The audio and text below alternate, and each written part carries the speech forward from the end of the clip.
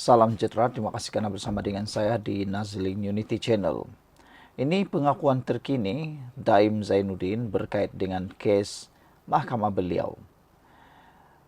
Mengejutkan seluruh rakyat Malaysia apabila Daim tiba-tiba mohon supaya kes gagal isytihar harta didengar di hadapan hakim lain.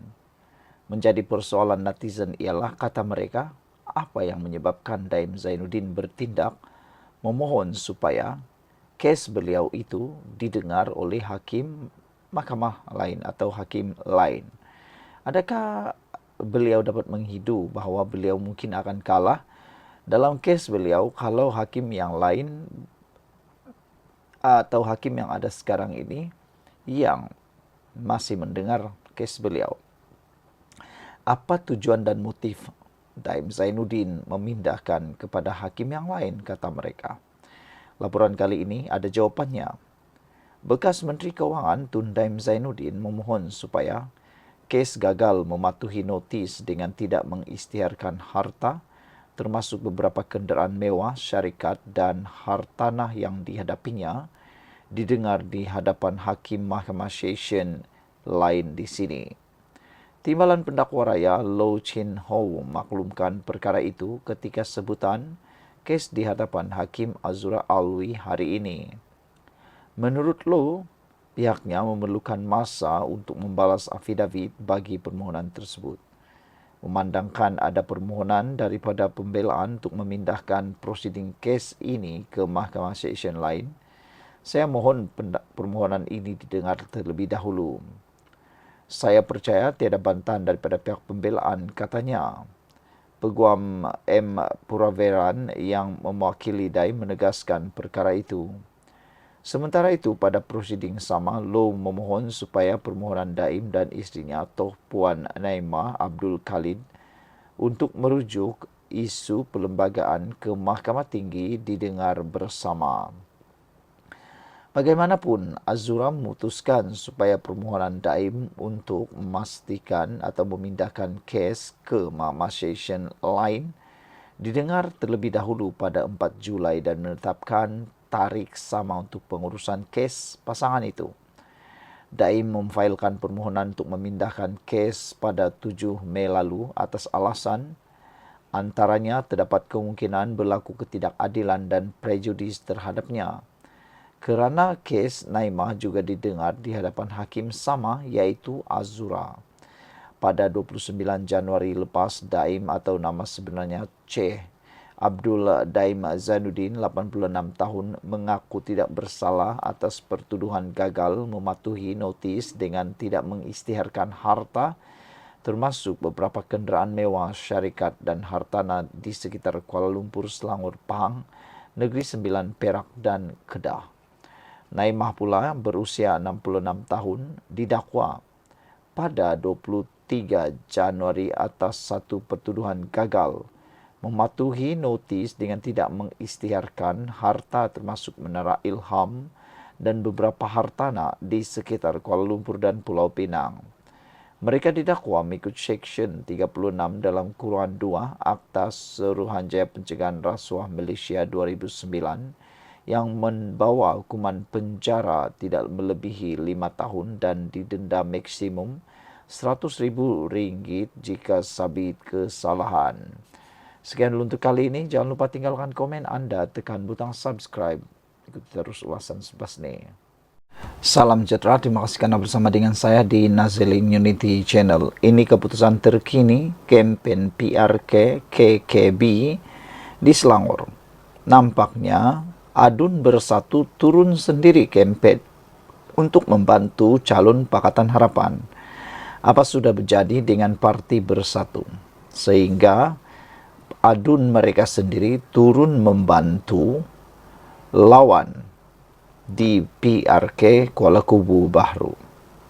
Bekas Ketua Badan Pimpinan Bersatu Selangor, Datuk Abdul Rashid Ashari, turun padang menyokong kempen Kerajaan Perpaduan bagi pilihan raya PRK Dewan Undangan Negeri Kuala Kubu malam tadi.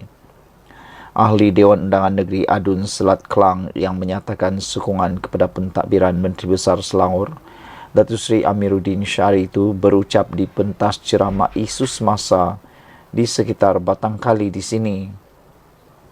Beliau berkata keputusan membantu kempen calon Pakatan Harapan PH Pang Shotau dibuat selepas mempertimbangkan tiada sebarang peruntukan dalam Perlembagaan Bersatu yang menghalangnya berbuat demikian. Katanya ia juga didorong pencapaian kerajaan negeri yang mentadbir Selangor secara berkesan. Selain berpendapat, Shotau boleh menjadi wakil rakyat yang baik jika diberikan mandat pada Sabtu ini. Saya sudah buat semakan ke atas Perlembagaan Bersatu. Tiada apa-apa klausa atau peruntukan menyatakan ahli boleh diambil tindakan jika menyertai ceramah di mana-mana. Mereka boleh pecat saya jika saya keluar daripada parti dan menyokong pihak lain, tetapi tiada peruntukan yang menghalang saya daripada berceramah di mana-mana, sama ada bersama perpaduan maupun bersatu. Sebab ini saya berani datang. Saya juga tidak kisah jika Perikatan Nasional PN mahu menjadikan kehadiran saya malam ini sebagai kempen mereka. Silakan, tiada masalah, katanya sambil menambah ahli Parlimen Tanjung Karang Datuk Dr. Zulkifli Hanapi turut membantu kempen kerajaan perpaduan di sekitar Kuala Kubu Bahru. Sebelum ini, Abdul Rashid dilapor mengisytiharkan sokongan kepada kepimpinan Amiruddin dan mengakui dia dibuat dengan rela hati tanpa sebarang paksaan selepas meneliti ucapan Sultan Selangor yang memuji pentadbiran kerajaan negeri berada di landasan tepat demi kemajuan negeri dan kesejahteraan rakyat. Beliau berkata langkah itu juga dibuat akibat beberapa siri tindakan Perikatan Nasional, termasuk terutamanya Perikatan Nasional Selangor yang didakwa berdiam diri terhadap tohmahan dilontar kepada Raja-Raja Melayu. Dalam perkembangan lain, Abdul Rashid berkata pihaknya belum menerima sebarang notis daripada Bersatu susulan tindakannya menyokong pentadbiran Amiruddin selain menegaskan bersedia menerima keputusan parti. Katalah lembaga disiplin Bersatu menyatakan saya bersalah dan pecat saya, mereka cuma pecat keahlian dalam Bersatu, bukan jawatan ahli Dewan Undangan Negeri. Kuasa untuk mengosongkan kerusi adun adalah di bawah yang dipertua Dewan Undangan Negeri. Justru mereka Bersatu perlu menulis kepada yang dipertua untuk meminta saya mengosongkan kerusi. Tetapi kalau dikatakan tak boleh, tak bolehlah, kata beliau. Sebab sudah ada duluan kes di Sabah membabitkan 4 adun lebih kurang macam saya. Dengan kes mereka ketika itu dibawa ke mahkamah dan hakim menetapkan ia bukan bidang kuasa mahkamah, sebaliknya yang dipertua Dewan Undangan Negeri. Saya rasa duluan kes di Sabah ini menyebabkan mereka tidak mengutus apa-apa notis kepada saya. Justru saya akan meneruskan tugas sebagai adun Selat Kelang seperti biasa, kata beliau lagi. Sekian dulu untuk kali ini. Jangan lupa tinggalkan komen anda. Ikuti terus ulasan selepas ini. Salam sejahtera. Terima kasih kerana bersama dengan saya di Nazalin Unity Channel. Daulat tuanku, daulat tuanku.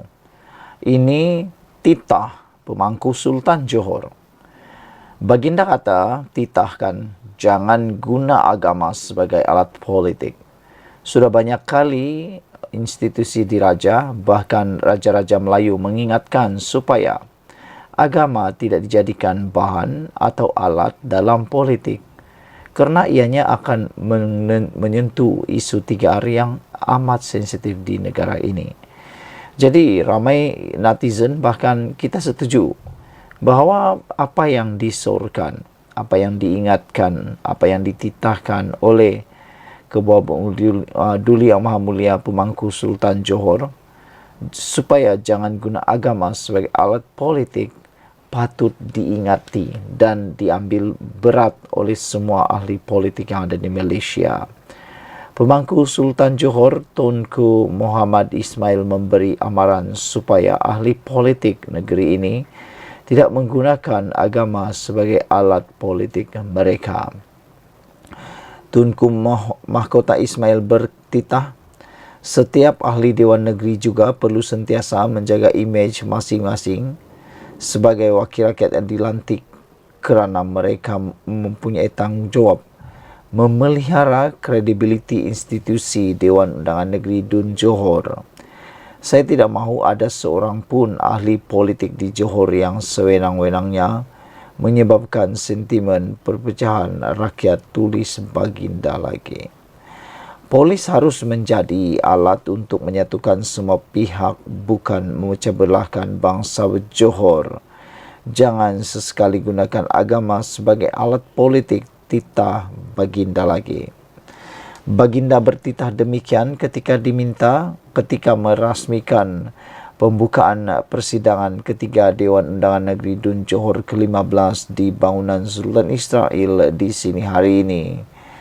Dalam pada itu, Tunku Mahkota Ismail turut memuji ahli Dewan Undangan Negeri Johor yang kini semakin matang dan profesional dalam menjalankan tugasan mereka atau tanggungjawab mereka.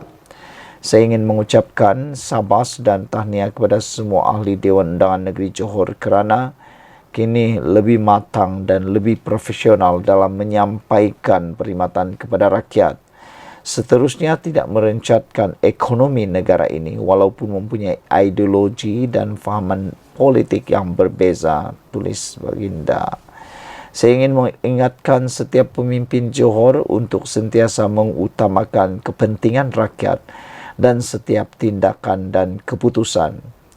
Tanggungjawab anda untuk memastikan semua program dan projek yang dijalankan mempunyai impak positif kepada kesejahteraan bangsa Johor, titah Baginda lagi. Sementara itu, Tunku Mahkota Ismail turut mengingatkan sama ada semua pihak tidak mengambil mudah isu sensitiviti agama demi menjaga keharmonian di negeri ini. Baginda bertitah, penguatkuasaan undang-undang yang lebih tegas perlu dilaksanakan bagi membendung perkara yang mengganggu keharmonian dalam kalangan masyarakat dari berulang di masa hadapan. Ini adalah peringatan pertama dan saya harap yang terakhir. Jangan diulang perbuatan sama yang hanya akan meruntuhkan keharmonian bermasyarakat di Johor, titah Baginda lagi. Sekian dulu untuk kali ini, ikuti terus ulasan selepas ini.